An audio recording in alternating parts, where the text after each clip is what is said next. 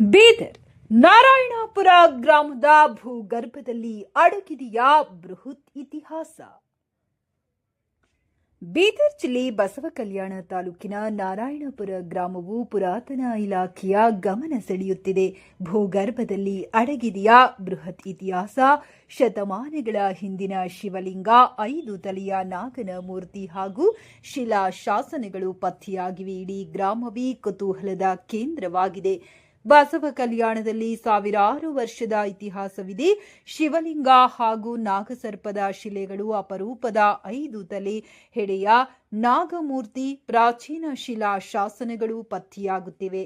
ಬಸವ ಕಲ್ಯಾಣ ಕಲಚೂರಿಯ ರಾಜಧಾನಿಯಾಗಿದ್ದರಿಂದ ನಾರಾಯಣಪುರವು ಆಡಳಿತಾತ್ಮಕ ಹಾಗೂ ಧಾರ್ಮಿಕ ಕೇಂದ್ರವಾಗಿತ್ತು ಎಂಬುದಕ್ಕೆ ಈ ಅವಶೇಷಗಳು ಸಾಕ್ಷಿಯಾಗಿವೆ ಎಂದು ತಿಳಿದುಬಂದಿದೆ. ವರದಿ ಶ್ರೀಮಂತರಾವ್ ಇಂಚೂರೆ.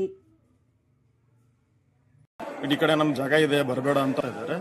ಬಟ್ ಇದಕ್ಕೆ ಏನು ಮಾಡಬೇಕಂತ ನಮಗೆ ಗೊತ್ತಾಗ್ತಾ ಇಲ್ಲ. ಸ್ವಲ್ಪ ಅನ್ನದ ದಾಸೋಹ ಮಾಡಬೇಕಂತ ಮಾಡ್ಕ್ಲೀನುವಾಗ ಕೆಲವು ಮೂರ್ತಿಗಳು ಬಂದಿದ್ದಾವೆ ಇಲ್ಲಿ. ಆ ಮೂರ್ತಿಗಳು ಅಲ್ಲೇ ಬಿಟ್ಟಿದ್ವಿ, ಅವು ಏನು ಗೊತ್ತಾಗ್ತಾ ಇಲ್ಲ. ಈಗ ಇನ್ನೂ ಎಷ್ಟು ಮೂರ್ತಿಗಳು ಅಂತ ನಮ್ಗೆ ಗೊತ್ತಿಲ್ಲ ತೆಳಗಡೆ. ಅದನ್ನು ಮಾಡಬೇಕಂತ ಪ್ರಯತ್ನ ಮಾಡ್ತಾ ಇದ್ವಿ. ಕೆಲವೊಬ್ರು ಬಂದು ನಾವು ಅಬ್ಜೆಕ್ಷನ್ ಮಾಡಿದ್ದಾರೆ. ಬಟ್ ಆ ಅಬ್ಜೆಕ್ಷನ್ಗೆ ಈಗ ಯಾರು ನಾವು ಕೇಳಬೇಕು, ಏನು ಶಾಸ್ತ್ರಿಗೆ ಕೇಳಬೇಕಾ, ಇಲ್ಲ ತಹಶೀಲ್ದಾರ್ಗೆ ಕೇಳಬೇಕಾ, ಇಲ್ಲ ಇಲ್ಲಿ ಯಾರಿಗಾದ್ರೂ ಕಂಪ್ಲೇಂಟ್ ಕೊಡ ಗ್ರಾಮ ಪಂಚಾಯತ್ ಕೊಡಬೇಕಾ ಅಂತ ನಮ್ಗೆ ಗೊತ್ತಾಗ್ತಾ ಇಲ್ಲ. ಇದು ಮೂರ್ತಿಗಳು ಮತ್ತೆ ಮುಚ್ಚಿ ಹೋಗ್ತಾ ಇದ್ದಾವೆ. ತೆಗಿಬೇಕಂತ ನಮ್ಮ ಆಸೆ ಇದೆ. ಶಂಕರ್ಲಿಂಗ್ ಗೋರ್ಟೆ ಅಂತ ನಾರಾಯಣಪುರ.